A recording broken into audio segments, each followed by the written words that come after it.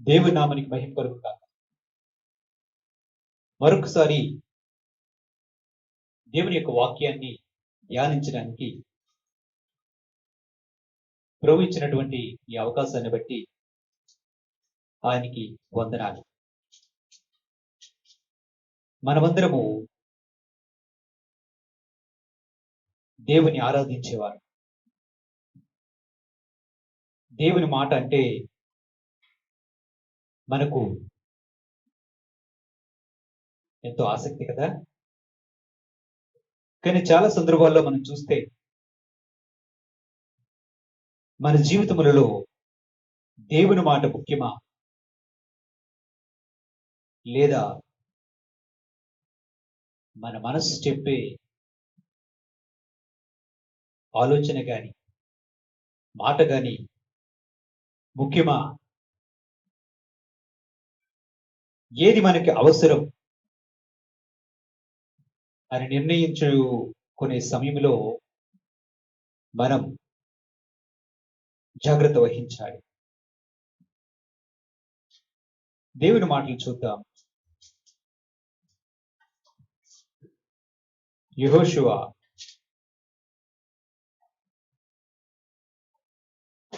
7వ అధ్యాయం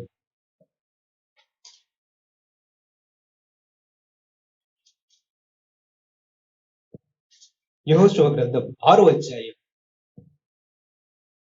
17వ వచనం నుంచి చదువుతున్నాను. ఈ పట్టణములో దీనిలో ఉన్నది యావత్తును యెహోవా వలన శపింపబడెను. రాహాబు అను వేశ్య మనం పంపిన దూతలను దాచిపెట్టెను గనుక ఆమెయు ఆ ఇంటి ఉన్న వారందరూ మాత్రమే బ్రతుకుదురు. శపింపబడిన దానిలో కొంచెమైనను మీరు తీసుకొని ఎడల మీరు శాపగ్రస్తులై ఇశ్రాయేలుల పాలమునకు శాపము తెప్పించి దానికి బాధ కలుగజేయుదురు గనుక శపింపబడిన దానిని మీరు ముట్టకూడదు. వెండియు బంగారును ఇత్తడి పాత్రులను ఇనుప పాత్రులను యెహోవాకు ప్రతిష్ఠితములగును. వాటిని యెహోవా ధనాగారములో ఉంచవలెను. ఈ మాట యెహోషువ ఆ ప్రజలకు చెప్తున్నాడు. తన ప్రజలకు చెప్తున్నాడు, మనం ఈ పట్టణం మీదకి వెళ్ళబోతున్నాం. ఈ పట్టణంలో ఉన్నది అంతయు దేవుడు శపించాడు. కాబట్టి మీరు దీనిలో ఉన్న శపితమైన దానిలో ఉన్నది ఏదియు ముట్టకూడదు, తీసుకొనకూడదు అని ఖండితముగా యెహోషువ తన ప్రజలతో చెప్పాడు. ఇది యెహోషువ యొక్క సొంత మాటలు కాదు. ప్రభు సెలవిచ్చిందే ఆయన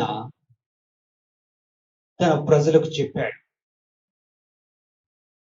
యెరికో పట్టణానికి వెళ్లే ముందు, ఆక్రమించుకునే ముందు వారికి దేవుడిచ్చిన ఒక నియమం అనొచ్చు, ఒక రకంగా చెప్తే ఒక ఆర్డర్, ఒక ఆజ్ఞలాగా ప్రభు సెలవిచ్చాడు.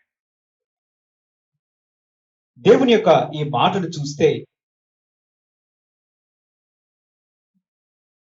దేవుడు ఒకటి చెప్పాడు. దాన్ని ఎందుకు చెప్పాడు అన్నదాన్ని మన మనస్సులో ఉంచుకోవాలి. యెహోషువ చెప్పినటువంటి మాట ప్రజలందరికీ స్పష్టంగా తెలియజేయబడింది. మీరు దేనిని ముట్టకూడదు.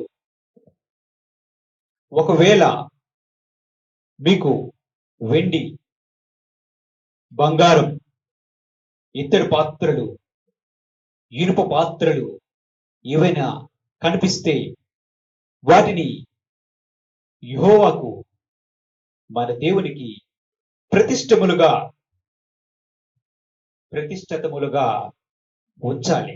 వాటిని మీరు తీసుకోకూడదు అని దేవుడు చెప్పాడు. కానీ మన దేవుని యొక్క వాక్యములో చూస్తే యెహోషువ 7వ అధ్యాయం 1వ వచనములో ఇలా వ్రాయబడి ఉంది. శపితమైన దాని విషయములో ఇశ్రాయేలీయులు తిరుగుబాటు చేసిరి. ఎట్లనగా యూదా గోత్రములో జెరుహు ముని మనవడును, జబ్ది మనముడును, కర్మి కుమారుడునైన ఆకాను శపితమైన దానిలో కొంత తీసుకొనెను గనుక యెహోవా ఇశ్రాయేలీయుల మీద కోపించెను. ఆకాను అనే ఒక వ్యక్తి ఉన్నాడు. ఈ వ్యక్తి ఏం చేశాడు? ఆ శపితమైన దానిలో కొంత తీసుకొని తన గుడారములో దాచిపెట్టుకున్నాడు. ఈ విషయం ఎవరికి తెలియదనుకున్నాడు. కానీ మన దేవుడు చూచుచున్న దేవుడు. ఆయన ఆకాశము నుండి నరులందరినీ పరిశీలించి పరీక్షించి చూస్తూనే ఉంటాడు. ఆయన ఎప్పుడు కోరుకునేది ఒకటే, నా ప్రజలు, నన్ను ఆరాధించే ప్రజలు, నేను పేరు పెట్టి పిలుచుకున్నటువంటి ప్రజలు నా మాట వింటారా? నేను చెప్పినది చెప్పినట్లు చేస్తారా?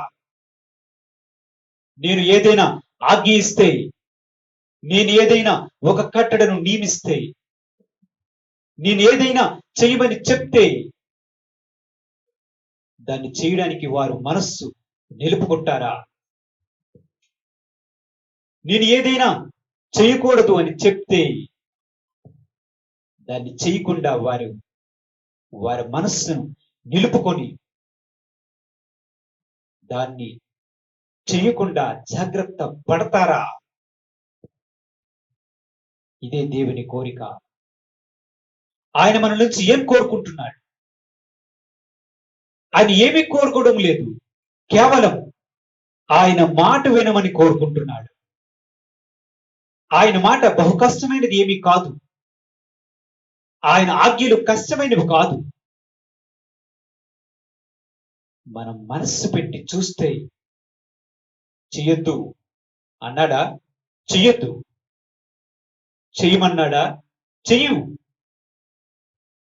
దానిలో అంత శ్రమపడి ఆజ్ఞను నెరవేర్చే కష్టం ఏమీ కనిపించదు. దేవుడు చెప్పినది చేయడం, చెయ్యవద్దు అన్నది చేయకుండా ఉండడం అతి ముఖ్యమైన విషయం. సమస్య అంతా ఎక్కడ వస్తుందంటే, దేవుడు చెయ్యవద్దు అని చెప్తే దాన్ని చెయ్యకుండా నీ మనస్సును నిలుపుకోవడమే ముఖ్యమైనది. దేవుడు అంత ఖండితముగా నువ్వు ఏది తీసుకుంటే, శపితమైన దానిలో ఏదైనా తీసుకుంటే నీకు మంచిది కాదు అని అంత స్పష్టముగా దేవుడు చెప్తే, యాకాను వాటిలో, దేవుడు శపించిన వాటిలో కొంచెం తీసుకొని దాచుకున్నాడు. అందువలన యెహోవా ఇశ్రాయేలుల మీద కోపించెను. కంటికి కనిపిస్తే, ఎదురుగా ఉంటే వాటిని తీసుకోకుండా, వాటిని దాచుకోకుండా ఉండలేకపోయాడు ఆకాను. ఆకాను వాటిని తీసుకునే సమయంలో అతనికి దేవుని యొక్క మాట గుర్తు రాలేదంటారా? అయ్యో, నేను వీటిని తీసుకుంటున్నాను, దేవుడు వీటిని శపించాడు, అసలు ముట్టకూడదు అని చెప్పిన దేవుడిని, అతని మాటను పక్కన పెట్టి నేను తీసుకుంటాను అని నిర్ణయానికి వచ్చాడంటే అతడు దేవుని మాటను, ఆయనను అంగీకరిస్తున్నాడా, లేదా ఆయన మాటను తిరస్కరించి దేవుని యొక్క చిత్తాన్ని, దేవుని యొక్క ఉద్దేశాన్ని తిరస్కరించి తన సొంత ఇష్టాన్ని నెరవేర్చుకుంటున్నాడా? చూడండి, నీ మనస్సులో ఉండేదాన్ని దేవుని మాట ఖండిస్తూ ఉంటే నీ మనసు చెప్పిన మాటను ఎలాగైనా తీర్చుకోవాలని, దాన్ని ఎలాగైనా నెరవేర్చుకోవాలని మీరు ముందుకు పోతున్నారా? లేదా ఈ విషయంలో దేవుడు వద్దని చెప్పాడు, ముట్టవద్దని చెప్పాడు, చేయవద్దని చెప్పాడు, కాబట్టి నా మనస్సులో ఉన్నటువంటి ఈ కోరికలు, నా మనస్సులో ఉన్నటువంటి ఈ ఆలోచనలను నేను వాటిని బయటకు రాకుండా అణిచివేస్తాను, వాటిని జయిస్తాను అనుకుంటున్నారా? అనేక మంది ప్రభువుని వెంబడిస్తున్నటువంటి వారు ఇదే సమస్యలో ఉంటున్నారు. మనస్సులో ఉన్నటువంటి ప్రతి కోరికను, ప్రతి ఆలోచనలను నెరవేర్చుకోవాలని వారు ప్రయత్నిస్తూ ఉన్నారు. వారికి తెలుసు, వారి హృదయంలో దేవుని యొక్క మాట హెచ్చరిస్తూ ఉంటుంది, నువ్వు ఇది చేయడం దేవుని ఆజ్ఞకు వ్యతిరేకం అని హెచ్చరిస్తున్నప్పుడు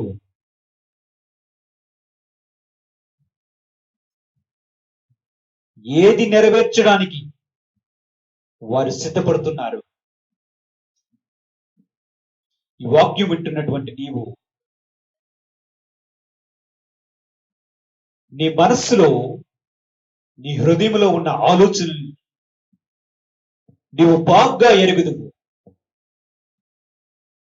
నీకు తెలుసు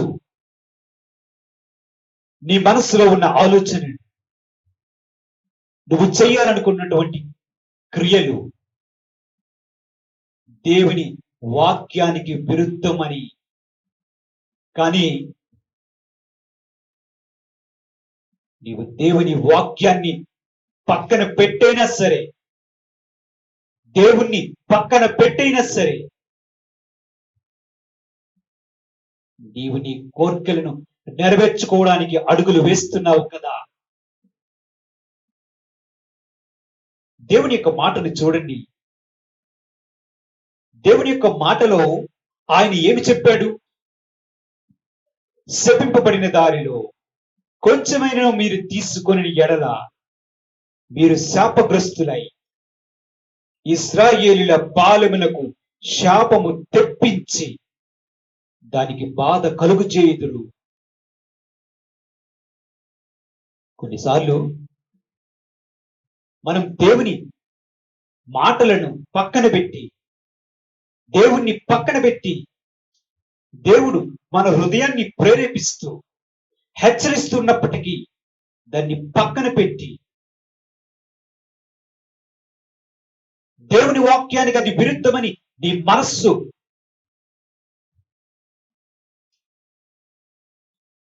నిన్ను ప్రేరేపిస్తున్నప్పటికీ నీ కోరికలే నెరవేర్చుకోవాలని ప్రయత్నిస్తున్నారు కదా, మీ ఒక్కరితోనే ఆగిపోతుంది. శపితమైన దానిలో కొంత తీసుకున్నప్పుడు జాగ్రత్త, నీవు మాత్రమే శాపగ్రస్తుడు అవ్వవు.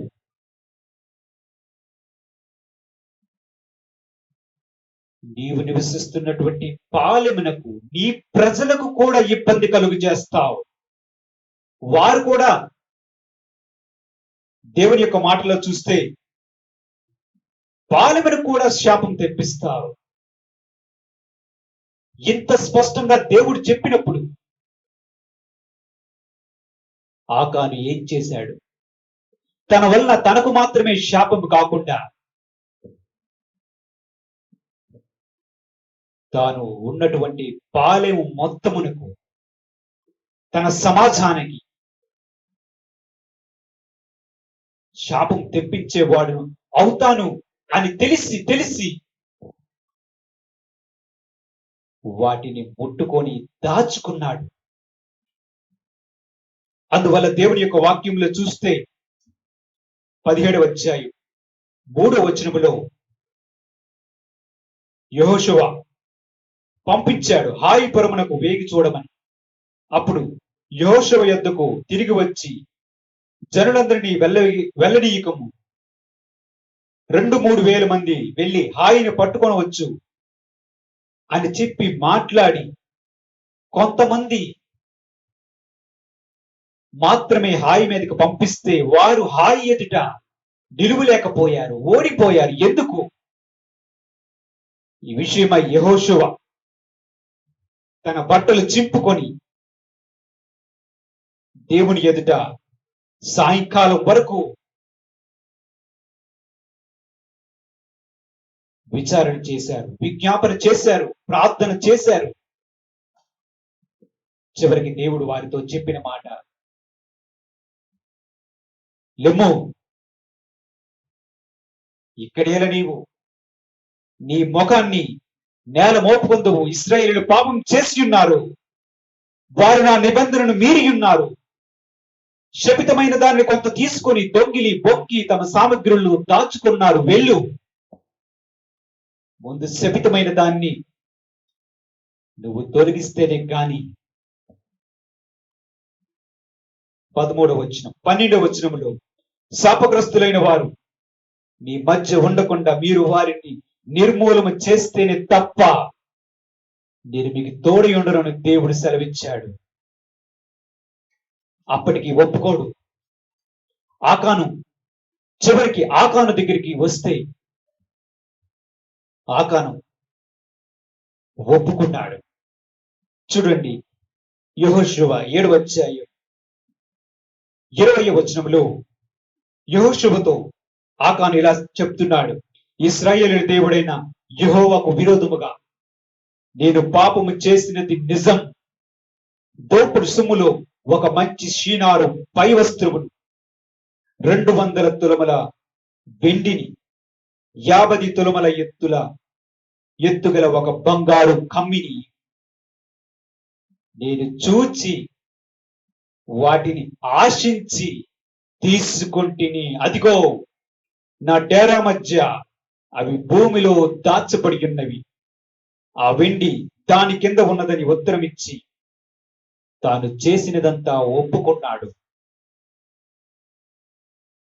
ఆకాను వాటిని ముట్టుకోబోతున్నప్పుడు దేవుని మాట అతనికి గుర్తు రాలేదంటారా? నువ్వు అసలు ముట్టుకోకూడదు అని చెప్తే ఆయన ముట్టుకోవడానికి తెగించాడు. వెండి, బంగారు, ఇత్తడి, ఇనుప సామగ్రి ఏదైనా ఉంటే అది యెహోవాకు ప్రతిష్ఠితముగా ఉంచాలి, అది దేవునికి సంబంధించింది అని దేవుడు చెప్తే ఆకాను కొంత వెండిని, కొంత బంగారాన్ని దేవుడికి చెందవలసిన వాటిని కూడా తీర్చి దాచుకున్నాడు. పై వస్త్రము మంచి శ్రీనార వస్త్రము, మంచి బట్టలు చూసి అయ్యో దేవుడు వీటిని ముట్టకూడదు అనంటే ఆ దేవుడిని కూడా అతని మాటను కూడా నీ లెక్క చేయకుండా వాటిని తీసుకోవడానికి ముందంజ వేశాడు. ఆలోచించండి. నీ మనస్సులో పుట్టిన వాటిని, నువ్వు ఆశించిన వాటిని, నీ హృదయంలో ఉన్న వాటిని నీవు పరీక్షించి చూడు. అది దేవునికి వ్యతిరేకమని నీకు స్పష్టముగా తెలుసు.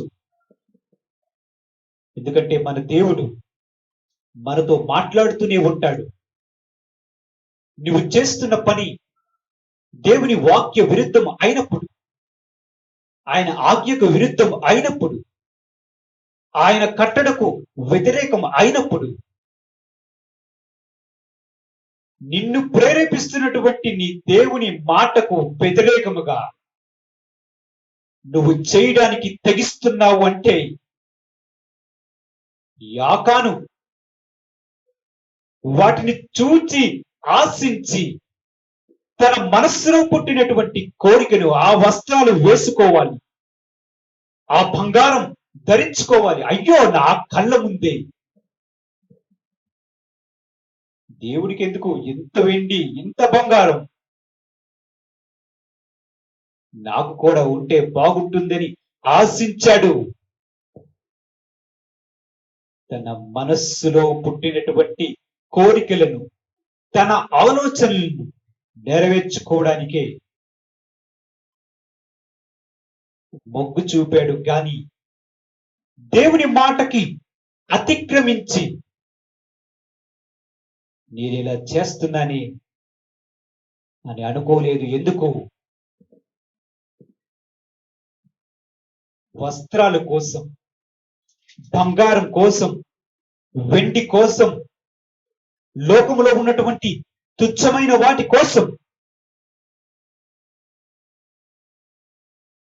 లోకములో ఉన్నటువంటి మనుషుల ప్రేమ కోసం, లోకములో ఉన్న వాటిని సంపాదించడం కోసం నీవు దేవుని మాటనైనా, దేవుని ఆజ్ఞనైనా తృణీకరించడానికి సిద్ధపడుతున్నావు అంటే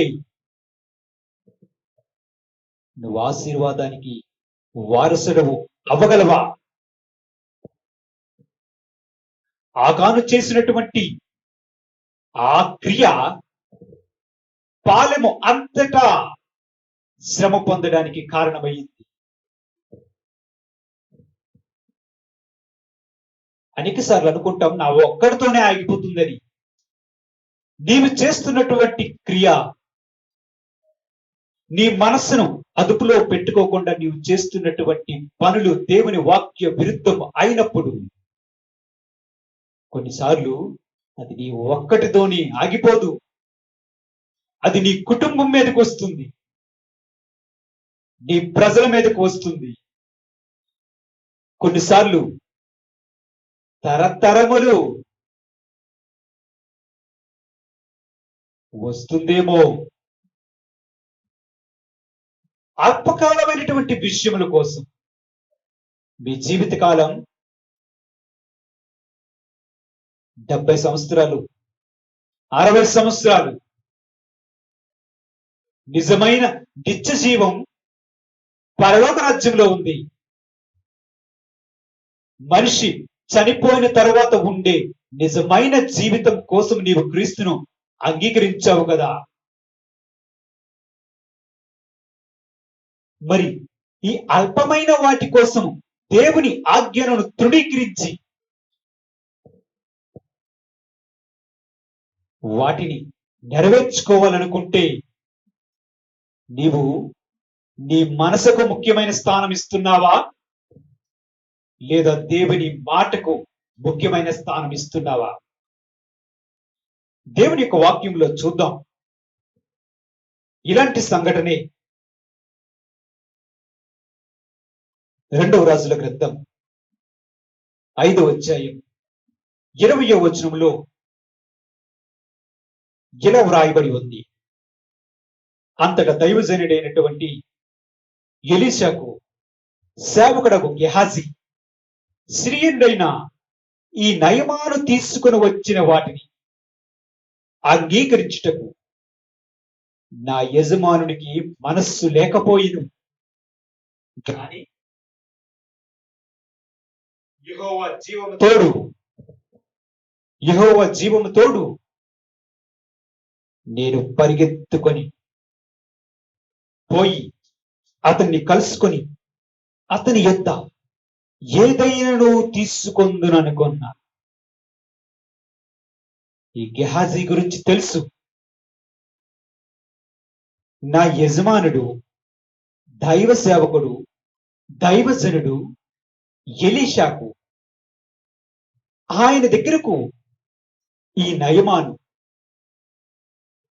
తన కుష్ఠరోగము పోయినందుకు బహుమానముగా, కానుకగా కొత్త తెస్తే, వస్త్రములు తెస్తే, వెండిని తెస్తే వాటిని తీసుకోవడానికి నా యజమానికి మనస్సు లేకపోయింది. యెహోవా జీవము తోడు నేను పరిగెత్తుకొని పోయి అతన్ని కలుసుకొని అతని యొద్ద ఏదైనా తీసుకొందును అనుకున్నాడు గెహాజీ. నా యజమాని దైవజనుడు ఎవరి ద్వారా నయమానుకు స్వస్థత కలిగించాడో ఆ దేవుడు మహిమపరచబడవా. ఈ దైవజనుడే తీసుకోవడానికి, కానుకలు అంగీకరించడానికి మనస్సు లేదు కదా, నేనెలా తీసుకుంటాను అని అనుకోవచ్చు కదా. అలా అనుకోలేదు ఈ గెహాజీ. దైవజనుడైనటువంటి ఎలీషాకు మనస్సు లేదు. ఆయన తీసుకున్నట్టే ఆయన దగ్గర నుంచి నేను కూడా కొంత వెండినో, బంగారాల్లో, లేకపోతే ఏదైనా మంచి వస్త్రాలు ఇస్తే వస్త్రాలు తీసుకుంటే అయిపోయి ఉండేది. ఈయన తీసుకోలేదు, నేను వెళ్ళి తీసుకుంటాను అనుకున్నాడు గెహాజీ. ఆలోచించండి, ఈ గెహాజీ యొక్క మనసు ఏమిటి? దైవజనుడు తీసుకోలేదు అంటే దేవుని యొక్క పర్మిషన్ ఆ దైవజనుడికి లేదనే కదా. అంటే అది దేవుని మాటే కదా. మరి గెహాజీ అలా అనుకోడేమి? నేను ఎలాగైనా వెళ్ళి వాటిని తీసుకుంటాను, వాటిలో కొంచెమైనా సంపాదించుకుంటాను అని అనుకుంటున్నాడు. ఇతడు దేవుని మాటకు ప్రాధాన్యత ఇస్తున్నాడా, లేదా తన మనస్సులో ఉన్నటువంటి కోర్కెలను నెరవేర్చుకోవడానికి ప్రాధాన్యత ఇస్తున్నాడా? తన మనస్సులో పుట్టిన వాటిని నెరవేర్చుకోవడానికి దేవుని ఆజ్ఞనైనా, అవసరమైతే దేవుణ్ణైనా పక్కన పెట్టి వెళ్ళిపోదామనుకుంటున్నాడు. ఈరోజు వాక్యం వింటున్నటువంటి మీరు, మీ మనస్సులో ఉన్న కోరికలు ఏంటి? మీ మనస్సులో ఉన్న ఆలోచన ఏంటి? మీరు చేస్తున్న పనులు ఏంటి? మీకు తెలీదా? మీరు ఆ క్రియలు చేయబోతున్నటప్పుడు దేవుని మాట నువ్వు ఇది చెయ్యకూడదని నీ మనస్సులో హెచ్చరించడం లేదా? ఎన్నిసార్లు దేవుని యొక్క మాట నిన్ను హెచ్చరిస్తున్నా నువ్వు దాన్ని పక్కన పెట్టి దేవుణ్ణి తృణీకరించి ముందుకు అడుగులు వేస్తున్నావు. జాగ్రత్త. గెహాజీకి ఏం జరిగింది? 27వ వచనంలో, కాబట్టి నయమానుకు కలిగినటువంటి కుష్టు నీకును నీ సంతతికిని సర్వకాలము అంటియుండును అని చెప్పగా వాడు మంచు వలె తెల్లనైన కుష్ఠము కలిగి ఎలీషా ఎదుటి నుండి బయటికి వెళ్ళెను. ఎక్కడి నుండి వచ్చావు గెహాజీ? ఈయనెక్కడికి పోలేదు అని సమాధానం చెప్పాడు. కానీ ఆ దైవజనుణ్ణి ఆయన మోసం చేయలేకపోయాడు. గెహాజీ దాన్ని ఒప్పుకోవలసిన పరిస్థితి ఏర్పడింది. ఏమైంది గెహాజీకి? నయమానుకు కలిగినటువంటి కుష్టు ఏదైతే పోయిందో ప్రభువు నామమున, అది నీకును నీ సంతతికుని సర్వకాలం అంటియుండును అని దైవజనుడు సెలవిచ్చాడు. ఈయన చేస్తున్నటువంటి క్రియ దేవునికి వ్యతిరేకమైనప్పుడు దాని యొక్క పర్యవసానం, దాని యొక్క ఫలితం ఎందరి మీద ఉంది? అది కేవలం గెహాజీతోనే ఆగిపోయిందా? దేవుని యొక్క మాటలో చూస్తే నీకుంటుంది కుష్టు, నీ సంతతికి కూడా ఈ కుష్టు సర్వకాలం అంటుకొని ఉంటుంది. చూసారా? మనము మన మనస్సులో ఉన్న వాటిని నెరవేర్చుకోవాలి అనుకుంటే దేవుని యొక్క మాట నిన్ను హెచ్చరిస్తూ ఇది తప్పు, ఇది వాక్య విరుద్ధం అని నిన్ను హెచ్చరిస్తున్నప్పుడు నీవు దాన్ని పక్కన పెట్టి నీ మనస్సుని అదుపులో పెట్టుకోలేక దేవుని వాక్య విరోధమైనటువంటి నీ తలంపుల మీద, నీ క్రియల మీద నీకు అదుపు లేక వాటిని చేస్తే నీకు ఆశీర్వాదం వస్తుందా? దేవుని యొక్క వాక్యానికి వ్యతిరేకంగా ప్రవర్తిస్తే నీకు ఆశీర్వాదం సంభవిస్తుందా? దేవుని యొక్క మాటను అతిక్రమించి చేస్తే ఆకాను ఆ సమాజానికి ఎలాంటి శ్రమను తెచ్చాడు. ఇక్కడ గెహాజీ తనకు, తన కుటుంబ వారికి సర్వకాలము ఉండిపోయినట్లుగా చేశాడు. మీ మనస్సులో ఉన్న ఆలోచన ఏంటి? మీకు బాగా తెలుసు. కొంతమందికి లోకంలో ఉన్న వాటిని అన్నిటినీ సంపాదించుకోవాలి, కొంతమందికి తప్పైన సంబంధాలు కావాలి, కొంతమందికి కొన్ని దురలవాట్లు. దేవుని యొక్క వాక్యం స్పష్టముగా నీతో మాట్లాడుతున్నప్పుడు దేవుని యొక్క వాక్యం ఇది తప్పు అని నీవు తెలిసి వాటిని చేయబూనితే, వాటిని చేస్తే వాటి యొక్క పర్యవసానం నీతోనే ఆగిపోకపోవచ్చు. దాని యొక్క పర్యవసానం, దాని యొక్క చెడ్డ ఫలితాలు నీ కుటుంబం మీద కూడా రావచ్చు. నిన్ను ఆశీర్వాదకముగా ఉంచాలని ఆయన కోరుకుంటే నీవేమో ఆయన వాక్య విరుద్ధానికి ఉన్నటువంటి వాటిని కోరుకోవాలని, వాటిని నెరవేర్చుకోవాలని నీ మనస్సును నీవు అదుపులో పెట్టుకోకపోతే నువ్వు క్రీస్తును వెంబడించువాడు ఎట్లా అవుతావు? నువ్వు ఆయనను పక్కన పెడితే నీవు ఆయనను ప్రేమించువాడు అవుతావా? నీ మనసులో ఉన్నది ఏంటి? చూడండి, ఇంకో మాటను చూద్దాం. న్యాయాధిపతులు 14వ అధ్యాయం 1వ వచనం నుంచి చదువుతున్నా. సంసోను తిమ్నాతుకు వెళ్ళి తిమ్నాతులో ఫిలిస్తీయుల కుమార్తెలలో ఒకతను చూచెను.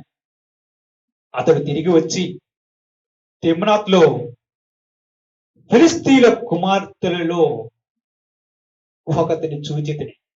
మీరు ఆమెను నాకు ఇచ్చి పెండ్లి చేయవలనని తన తల్లిదండ్రులతో అనగా, వారు నీ స్వజనుల కుమార్తెలలో గాని నా జనుల్లో గాని స్త్రీ లేదనుకొని సున్నతి పొందని ఫిలిస్తీయులలో నుండి కన్యకను తెచ్చుకొనుటకు వెళ్ళుచున్నావా అని అతనిని అడిగిరి. అందుకు సంసోను, ఆమె నాకు ఇష్టమైనది గనుక ఆమెను నా కొరకు తెప్పించుమని తన తండ్రితో చెప్పాడు. ఇక్కడ అలాగే చూస్తాం. 4వ వచనంలో యెహోవా చేత అతడు రేపబడినన్న మాట అతని తల్లిదండ్రులు తెలుసుకొనలేదు అని వ్రాయబడి ఉంది. కానీ ఇక్కడ మనం చూస్తే సంసోను నాజీరు చేయబడినవాడు. అతనికి తెలుసు, అతని తల్లిదండ్రులకు కూడా తెలుసు. దేవుని యొక్క మాట ఏం సెలవిస్తుంది?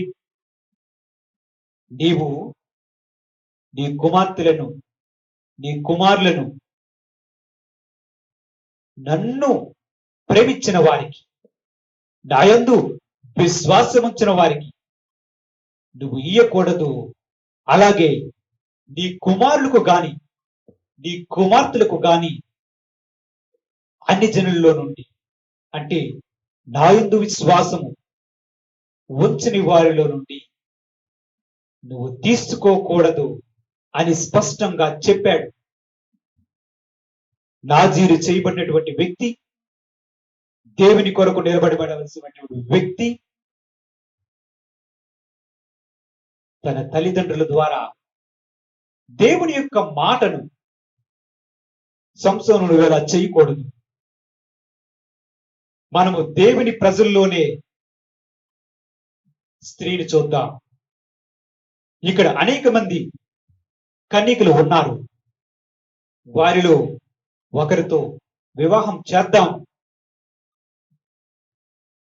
అని హెచ్చరించినప్పుడు, దేవుని మాటను సంసోనుకు చెప్పినప్పుడు సంసోను ఏం సమాధానం ఇచ్చాడు?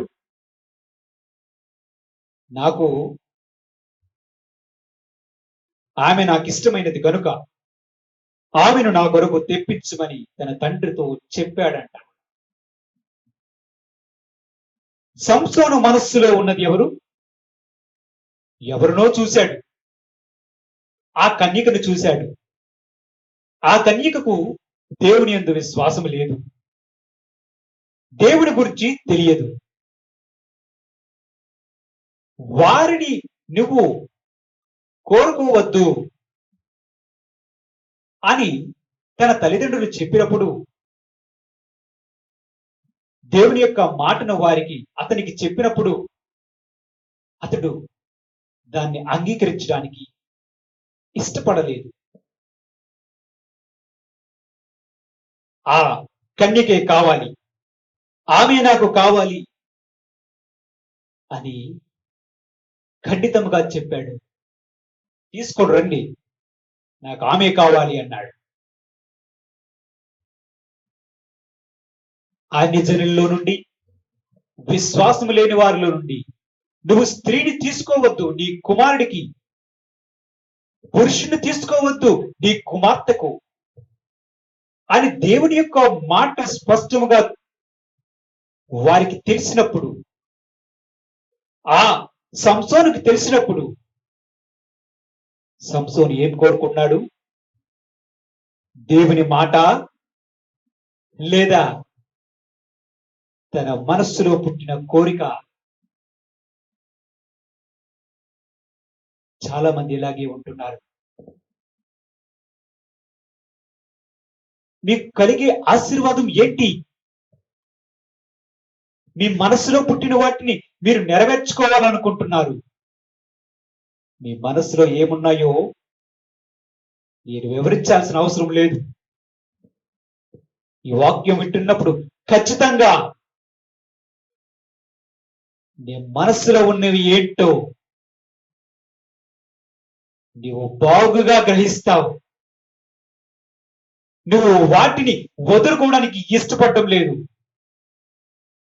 అవి వాక్య విరుద్ధం అని నీకు తెలిసినా కూడా దేవుని వాక్యము చేత నీవు హెచ్చరించబడుతున్నప్పటికీ కూడా నువ్వు వాటిని చేయాలనుకుంటున్నావు. నీకు దేవుడు ఆయన మాట ముఖ్యమా, లేదా నీ మనస్సులో ఉన్న కోరికలని నెరవేర్చుకోవడం ముఖ్యమా? ఆకాను ఏం సాధించాడు? గెహాజీ ఏం సాధించాడు? అయ్యో, ఒకవేళ నీవు దేవుని వాక్యానికి విరుద్ధముగా వెళ్తే నువ్వు వాటిని పొందవచ్చేమో గాని వాటి వల్ల నీకు శ్రమ,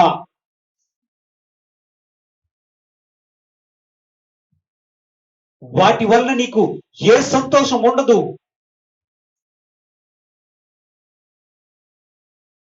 కుష్ఠరోగి అయిపోయినటువంటి గెహాజీ ఆ మంచి వస్త్రాలను ధరించుకున్నాడా? నీవింటి కార్యములు చేస్తే నీతో పాటు నీ కుటుంబానికి శ్రమ సంభవిస్తుందేమో. ప్రార్థన చేసుకుందాం. స్తోత్రములు ప్రభువా, తండ్రి, కుమార, పరిశుద్ధాత్మ తండ్రి, మీ పాదములకు వందనాలు. ప్రభువా, నీ వాక్యం వింటున్నటువంటి నీ ప్రజలతో నీవు మాట్లాడుము తండ్రి.